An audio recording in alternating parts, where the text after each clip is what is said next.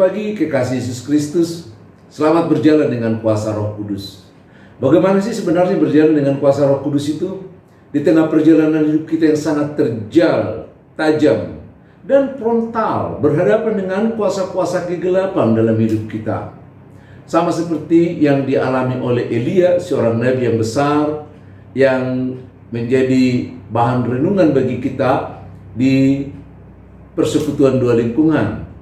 Tapi karena kita tidak dapat mengadakan ibadah di lingkungan, maka ibadah itu kita alihkan dengan sapaan rohani setiap pagi. Kami mencoba mencacah dari hari ke hari, sedikit demi sedikit, supaya pemahaman kita lebih lengkap mengenai Elia yang pada waktu itu berhadapan dengan Raja Ahab. Raja Ahab itu adalah anak dari Raja Omri, yang kelakuan Ahab ini jauh lebih jahat dari bapaknya Omri. Kalau Omri sudah jahat, anaknya juga tambah jahat. Sekalipun menjadi raja, sekalipun kecukupan sudah ada ya. Jadi kenakalan bukan karena kemiskinan, tapi karena bagaimana iman di dalam hati kita.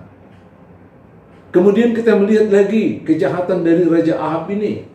Dia tega loh menikah dengan orang asing, dengan Isabel yang sangat terkenal dengan kerakusannya, dengan keberaniannya yang luar biasa. Isabel ini adalah putri Raja Sidon, yang kemudian oleh pernikahan ini membawa okultisme, penyembahan berhala dari kampungnya dan kembali menjadi marak di tanah Kanaan atau bagi orang Israel. Di samping itu juga sifatnya Ahab sudah memang demikian adanya, didorong oleh istrinya. Jadi ini ketemu ya satu jodoh nampaknya. Ya, Raja Ahab yang memang pikirannya sudah demikian, ketemu dengan istri yang memang dasarnya dari sana, maka jadilah bangsa Israel semakin jauh dari Tuhan, maka semaraklah penyembahan berhala oleh karena kedua oknum ini. Mereka tidak segan-segan mendirikan kuil di Samaria, padahal Samaria itu tempat yang sangat strategis bagi bangsa Israel. Mereka mendirikan kuil di situ. Kalau kita lihat di 1 Raja-Raja 16 ayat yang ke-30 sampai 31. Bahkan juga 32.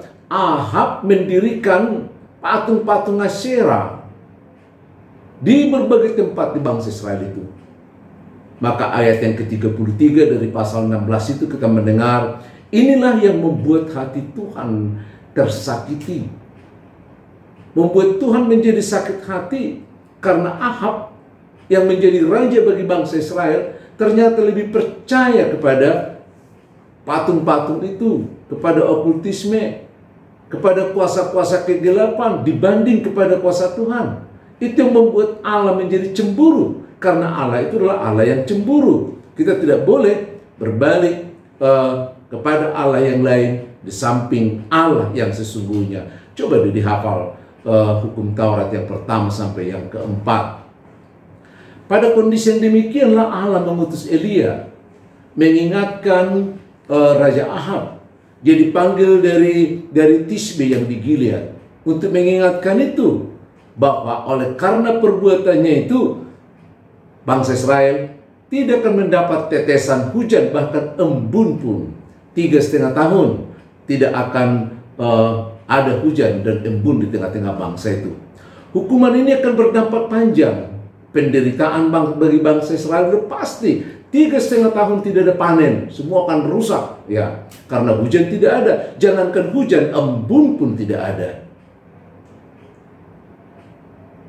Itu bukan hanya dampaknya bagi bangsa Israel, tetapi juga dampak bagi Elia sebagai seorang hamba yang memberitakan sesuatu yang kontraproduktif dengan keinginan raja.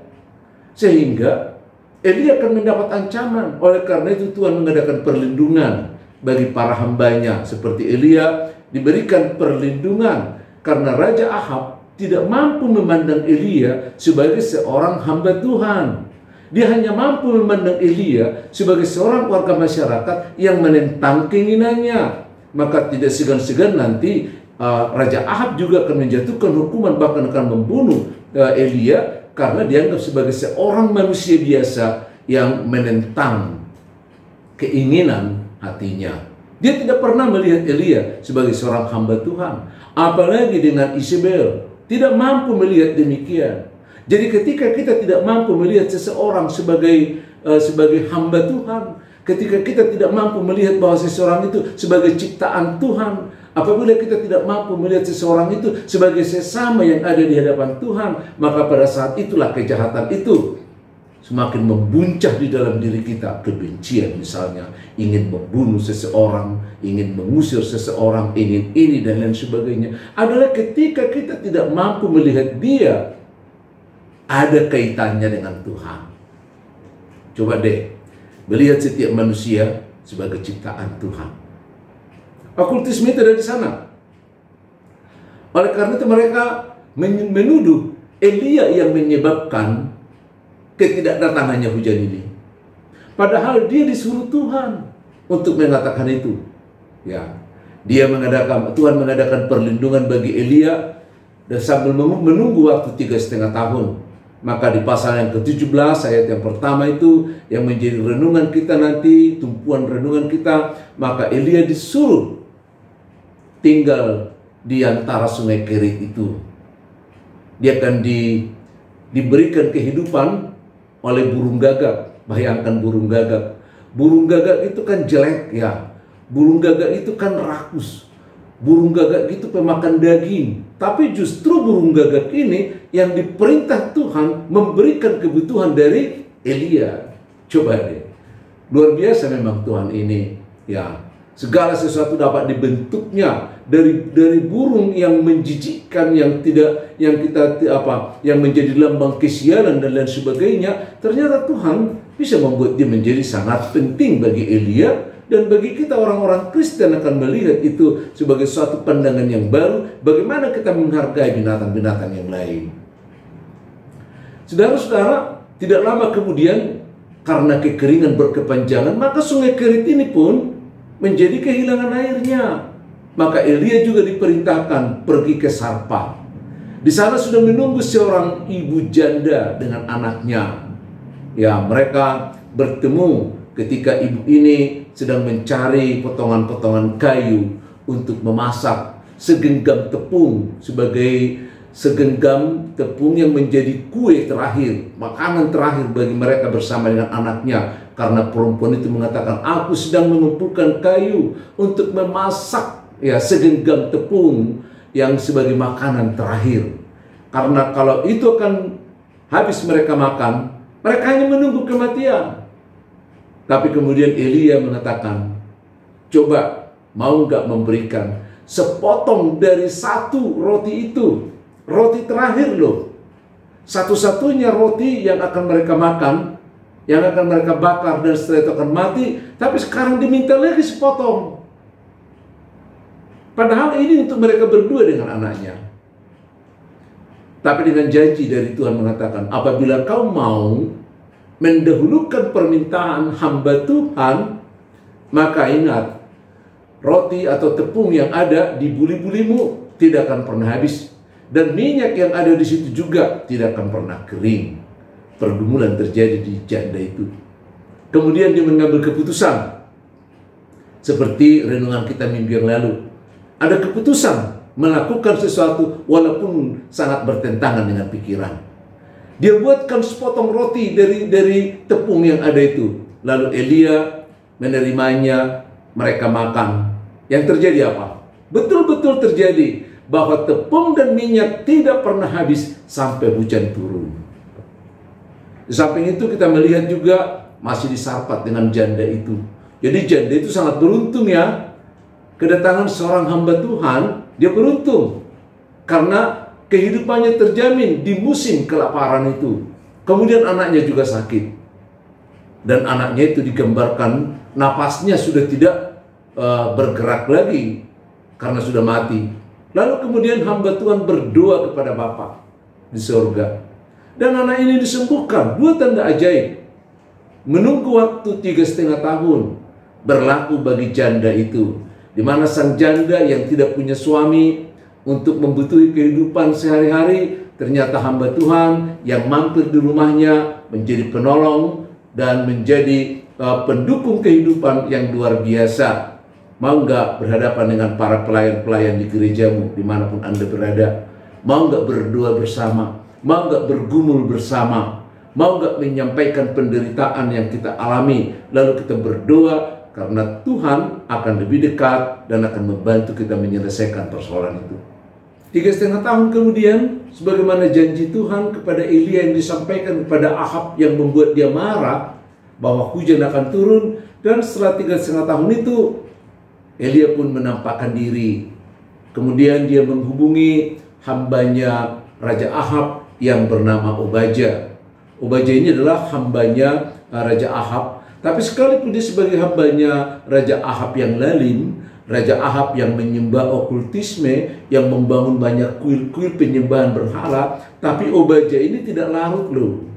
Tidak serta-merta larut dia. Dia tetap mempertahankan imannya.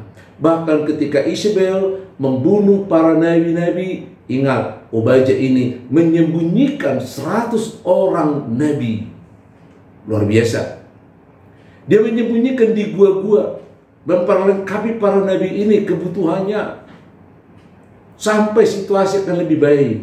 Obadya ini dikenal karena sekalipun dia menjadi hamba seorang raja yang lalim, raja yang kekuatannya dari okultisme, tapi dia tetap sebagai anak Tuhan yang mau membela kerajaan Tuhan. Ini kadang-kadang yang Elia tidak lihat. Maka Tuhan memerintahkannya bertemu dengan Obadya ini, dan melalui Obadya dia pun bertemu dengan Raja Ahab, dan mereka juga dalam pertemuan itu dengan bahasa-bahasa yang sangat frontal sekali. Ahab mengatakan, "Engkaukah itu yang mencelakakan Israel?" Dia menuduh bahwa sampai 3,5 tahun penderitaan itu, Ahab tidak pernah melihat bahwa itu hukuman dari Allah. Dia melihat itu karena Nabi Elia. Maka dia katakan, "Engkaukah itu yang mencelakakan Israel?" Lalu Elia menjawab, "Bukan aku yang mencelakakan Israel, engkau dan kaum keluargamu. Sebab kamu telah meninggalkan perintah Tuhan dan engkau mengikuti para Baal. Sebab itu, suruhlah kumpulkan semua nabi-nabimu, nabi Baal itu. Akan kita bertanding di Gunung Karmel." Semua nabi-nabi Asyera diajak ke sana. Maka terjadilah pertandingan di Gunung Karmel. 450 nabi Asyera berhadapan langsung dengan Elia seorang diri di hadapan bangsa Israel. Dan pada saat pertandingan itulah kita melihat di ayat-ayat seterusnya di pasal yang ke-18 bahwa Elia memenangkan pertandingan itu. Dan setelah pertandingan itu dimenangkannya oleh rakyat yang ada mengikutinya, membunuh 450 nabi Asyera. Dan setelah nabi-nabi palsu ini dibunuh, maka hujan pun turun di tengah-tengah bangsa Israel. Kemakmuran juga kembali setelah nabi-nabi dimusnahkan. Kita akan bertemu besok. Shalom.